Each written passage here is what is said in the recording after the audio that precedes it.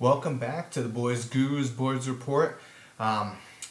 Today we did sign a free agent. Matt Stewart was signed, who should provide at worst a special team or backup linebacker. That's pretty versatile, and he's played under Wade Phillips, but that's not what I'm here to talk about. I'm here to talk about draft reviews. So, every year you have a draft review, and they review right after the draft, before the guy has even touched the football, and of course that makes absolutely no sense. So, the consensus is that the best reviews are 3 years out.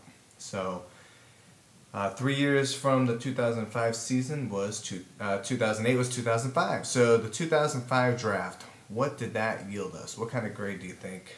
Just think for a second. What kind of grade do you think the 2005 draft class should have? Now, keep in mind this is the Dallas Cowboys we're talking about. Notorious crappy drafters as with the Lacewell era. Although we've gotten a lot better with that. So what do you think? Well, I love to break this one to you. Some good news amidst all this garbage since the Philly loss and the Ravens loss. A freaking plus. Okay, day one. What did day one yield us? Not only the best defensive player in the NFL, but possibly the next highest paid defensive player in the NFL, DeMarcus Ware. That was our first pick. Second pick, Marcus Spears. Now, believe it or not, he was probably the worst pick of the whole draft, and I still think he's been pretty decent. I mean, spectacular, absolutely not, but he's a 3-4 end. What do you expect? And then to wrap up day one, Kevin Burnett was our second round pick. And at that time, a lot of people thought it was a good pick, but questioned whether he'd fit into the 3-4.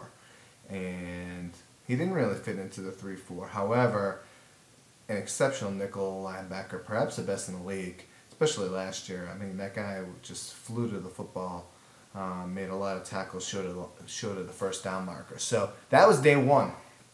It gets better.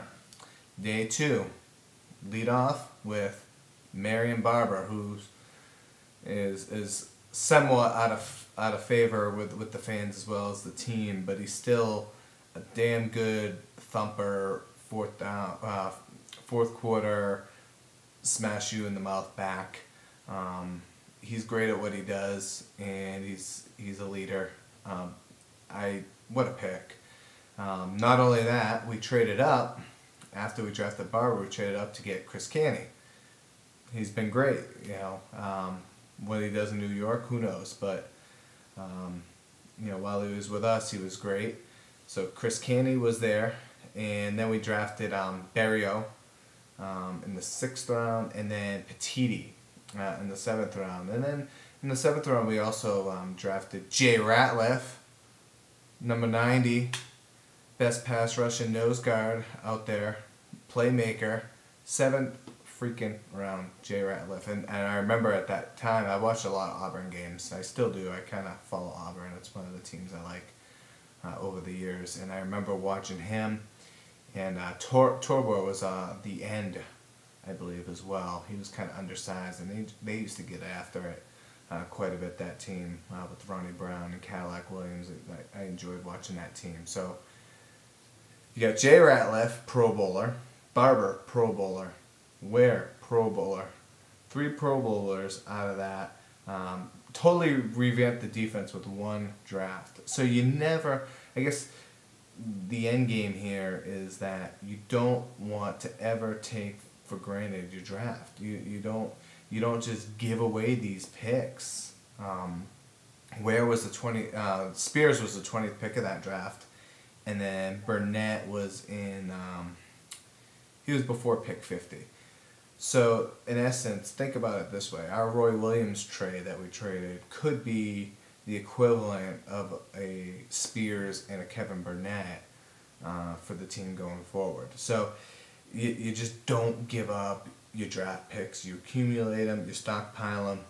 Dallas has been very big into stockpiling later round picks, and honestly, I think we've done better with our day 2 picks and there'll be more reviews coming up for the last couple of years as well.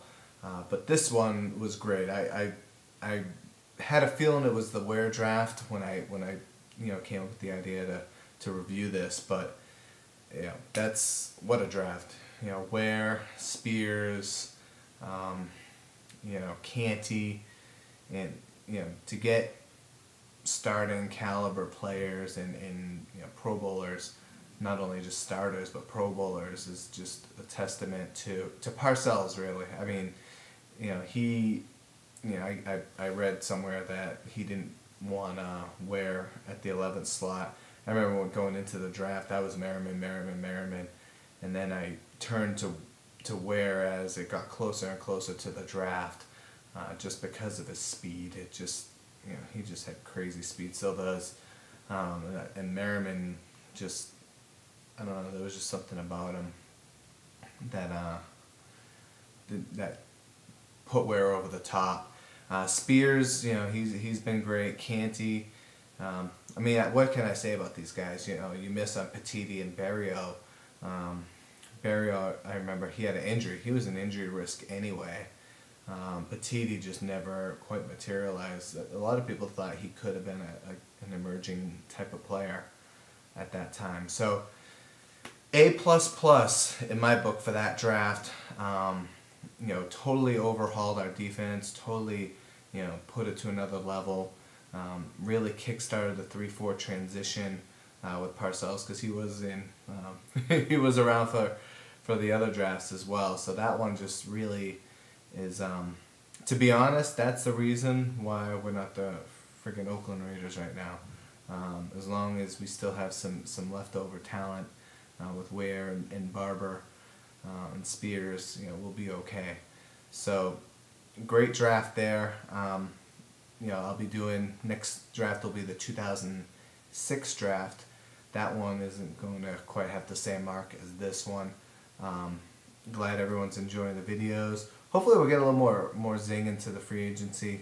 I don't necessarily want a big flashy name coming, but I would really like to see an idea as to the progress. I'm seeing a lot of Wade Phillips' guys, and he's got 1 year left in his contract, and I'm just like, I don't know. I'm not a Wade Phillips fan, as most of you probably know, or will know in due time. So that's it for now. That's a wrap. Peace.